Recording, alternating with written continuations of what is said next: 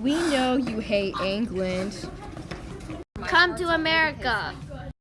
But what colony should you go to? The Mid-Atlantic colonies, of course.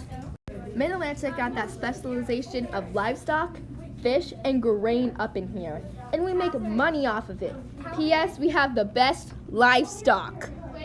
We also trade specialized goods that the other colonies don't even have. If you're an outgoing person and don't want to do specialization or be a farmer, then be an artisan. There are so many roles, like butchers, coopers, seamstress, or carpenter. If you're worrying about the geography and climate of the region, well, here it is. It has the Appalachian Mountains, the coastal plains, harbors, rivers, and rich farmlands. And the climate is moderate. We also have diverse cultural backgrounds and diverse religions, so you can come from anywhere and be accepted. Sadly, we depend on the southern colonies for tobacco, rice, indigo, and forest products. Ew!